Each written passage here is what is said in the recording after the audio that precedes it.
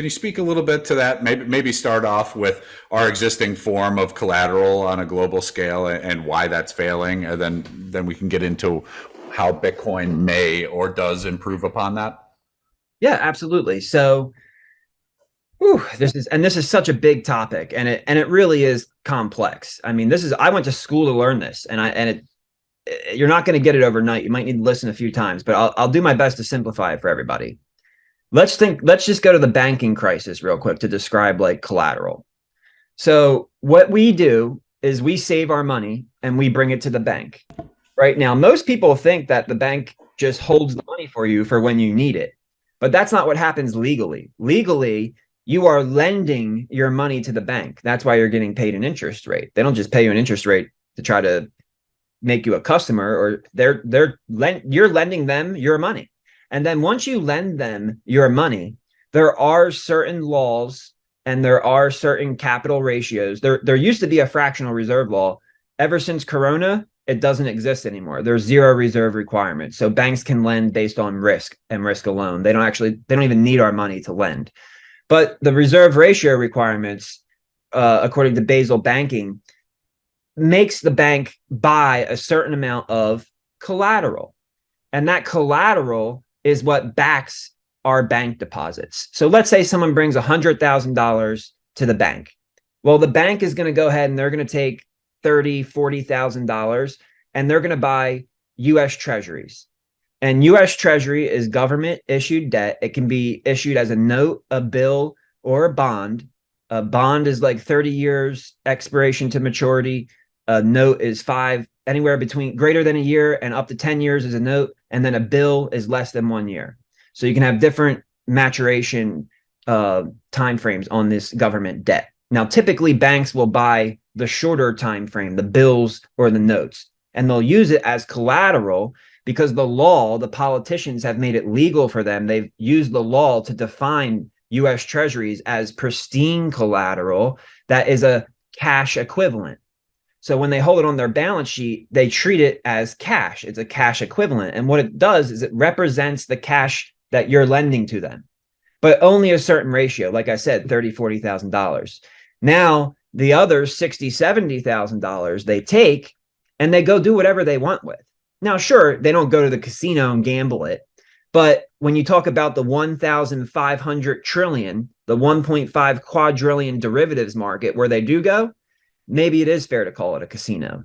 And what we found out is that the money that they took and they invested in commercial real estate, in government debt, and mortgage-backed securities, when the interest rates went up, the principal value of that collateral went down.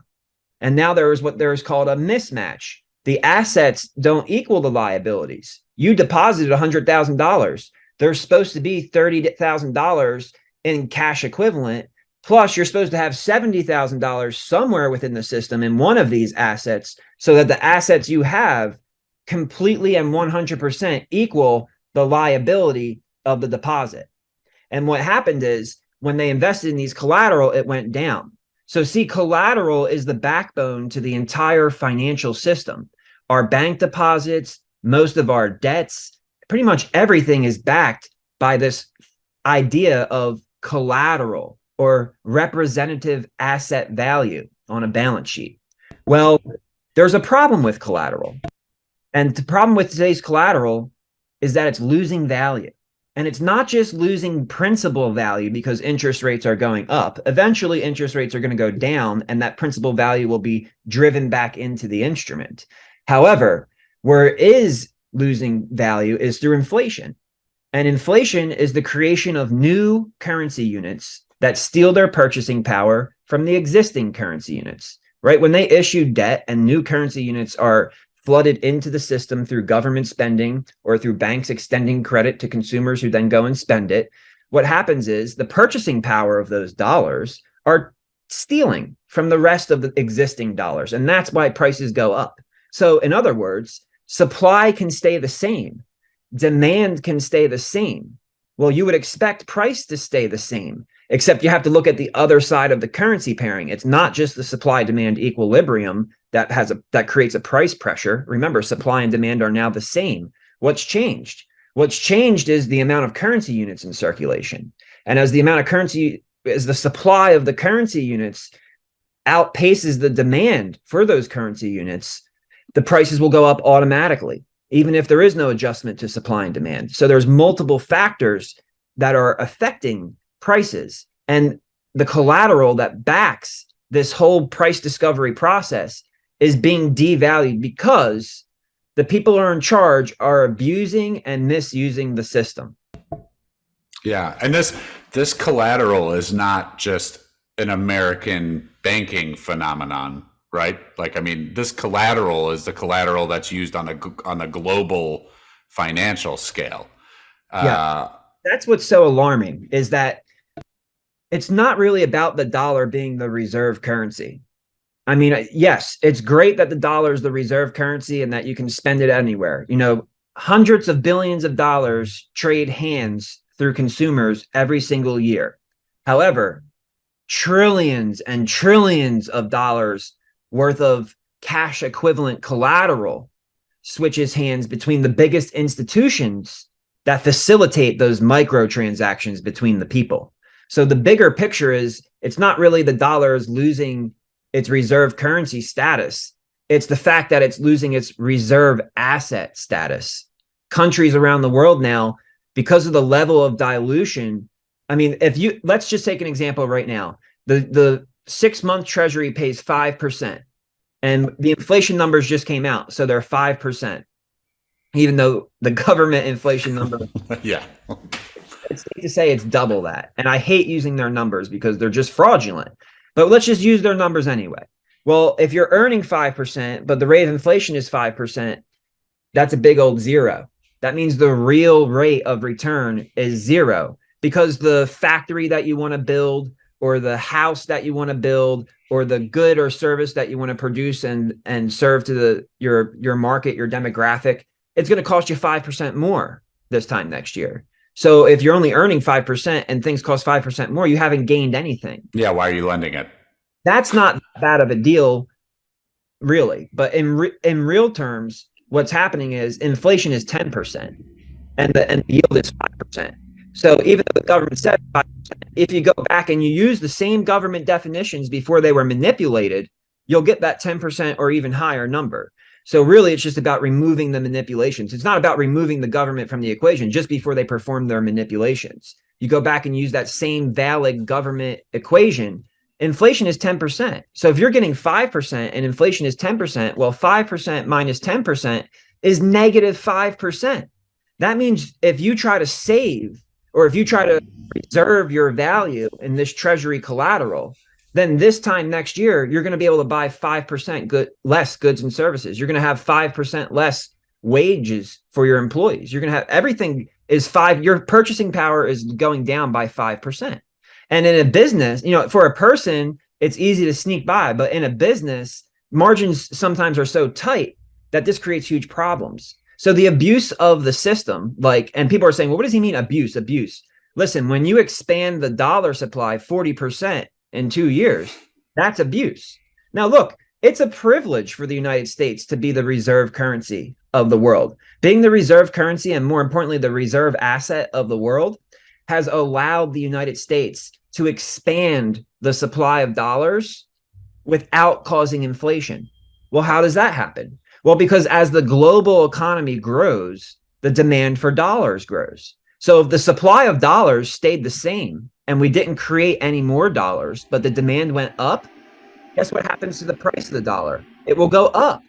And if the price of the dollar goes up, that's deflationary, right? So I get some flack from Bitcoiners here, but we have to be true to the economics. The dollar, the deflationary currency as the reserve currency and reserve asset of the world. Yeah, when compared to the other currencies, right? So the cleanest shirt in the dirty laundry. Exactly. Now, what happens is, though, is the politicians and the banks. That's where the problem happens. Number one, the banks are going to extend credit, and when the banks extend credit, they're increasing the dollar supply, and when they increase the dollar supply, that creates inflation. Well, the governments, when they issue debt to pay for their budget, because remember, we want a budget deficit. So the budget deficit is close to $1.3 trillion. So every single year, there's $1.3 trillion or more of currency supply being added. So what happens is, if you're going to create additional currency supply, that's okay. However, you need to make sure it's offset by an increase, and the demand is increasing for the dollar. You're going to cause inflation. And that's really what's happened. The politicians and the bankers have abused the dollar system because we can't trust them. And that's what Bitcoin is about trust. Bitcoin is that Satoshi himself, there's been a breach of trust over and over and over again. It's not, he didn't attack the system. He didn't say the system was stupid, the system was this. He said the system lacks trust. And he's absolutely right, because what we see today is the abuse of that trust through the mismanagement of our system, where they're unhonestly expanding supply against an obvious lack of demand against that supply, causing inflation, and then raising interest rates to destroy demand and punishing the economy, punishing we the people for their own mistakes while not admitting their mistakes. So it's a catch, it's really bad where we are right now, because they're caught within their own lies. And unless they recognize their own lies and change their ways, there's no way for them to escape this. So they can't have their cake and eat it too. They either have to admit they're wrong and change their strategy, or just keep saying that they're right. And what's going to happen is the dollar will lose its reserve currency status, and more importantly, its reserve asset status. And I see a lot of people in the industry are like, other countries are still holding 65% of reserve assets. Well, look, past performance is not a promise of future performance, right? Or is it all of a sudden? And then if it is, okay, what about the past performance of Bitcoin? Things are looking good then, aren't they?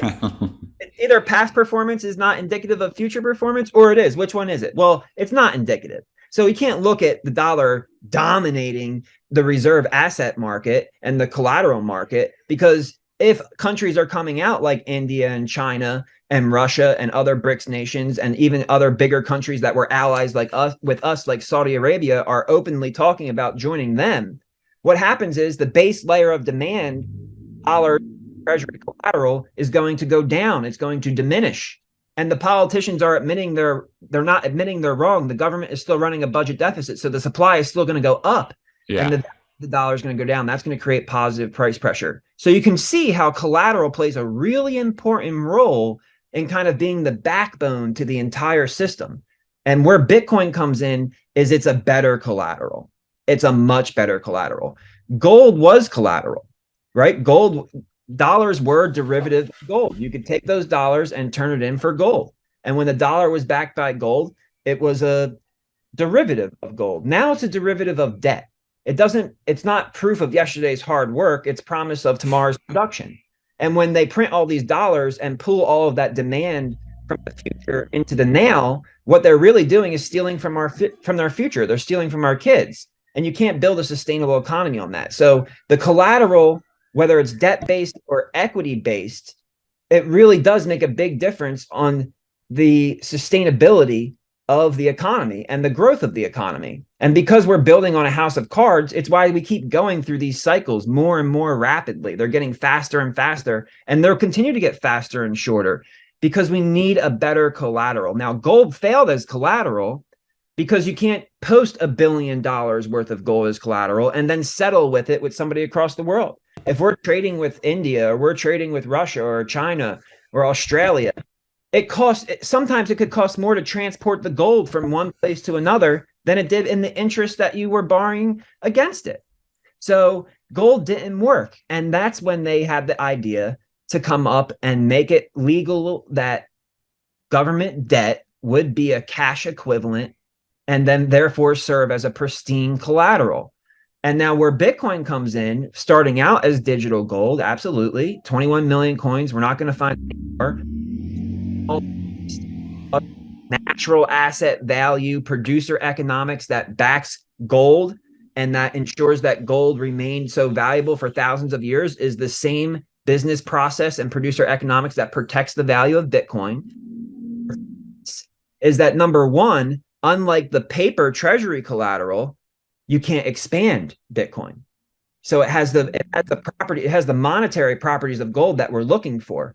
However, unlike gold, It has the paper product, the paper derivative product that we're looking for, in that it can be settled easily.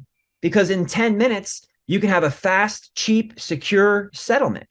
There's no other financial product in the world that enables that, that still has the qualities of money, right? So Bitcoin is the next evolution of collateral. We went from gold and we went from currency being a derivative of gold to then the gold being placed with treasury collateral to now the treasury collateral being abused by the system through the massive expansion of it, going into Bitcoin, where it gets the best value properties of gold of being a hard money, but also the best value of treasury collateral with fast and easy and cheap settlement.